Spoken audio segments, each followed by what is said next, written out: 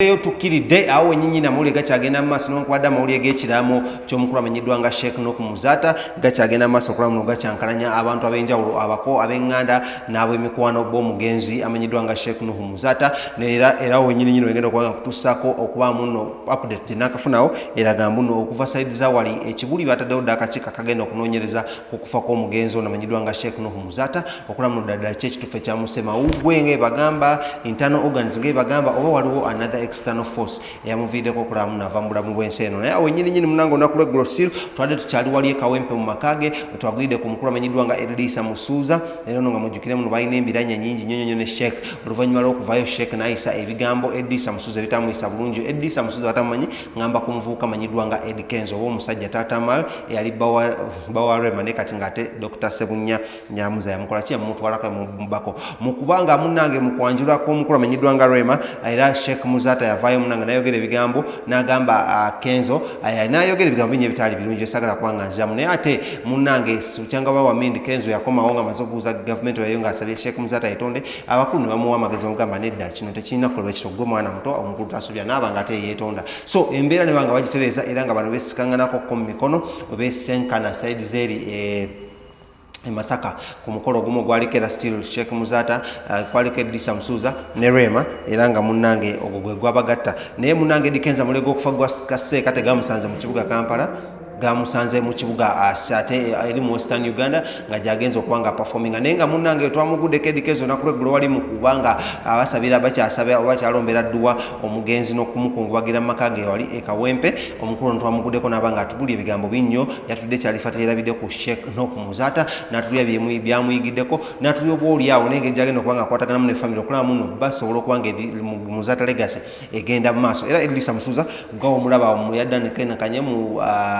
kanzu ya white n'akakofira ke nga mukamanye munnange aka white akatera okubanga atekako yayogedde n'obukkakkamu bungi nnyo era munnange awo nyinyi byasinkanidde n'omukulu amanyiddwa nga Rema ne Hamza wadde tebeebuuzaako ne wadde mu kifo kimu ku ssaawa y'emu kankulage nga Edisa Musuuza byatubulidde then tukomawo tugende maaso n'omuli amala mangi nnyo tovaawo wano ku Celeb Jazz tuyinza okukola kikimu kyokka subscribe and subscribing tulage nga tetuteefuza emitwalo 5 gy'aba subscribers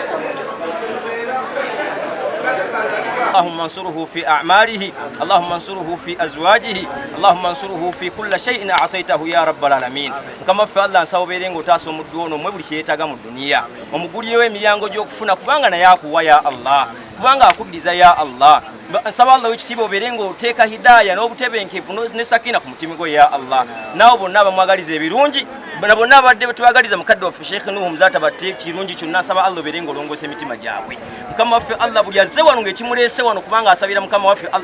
mukwano gwaffe Sheikh Muzaaata saba Allah oberenga okkiriza edduwa ye oberenga oteeka emirembe n'obutebenkevu mu mitima gy'abantu bonna bawangale mu bbanga lyonna nga bajjukira mukadde waffe oyo n'emirimu gy'azzaakola ng'agikolera umma wa sallallahu ala sayyidina Muhammad wa ala alihi wa sahbihi wa sallim walhamdulillahi rabbil alamin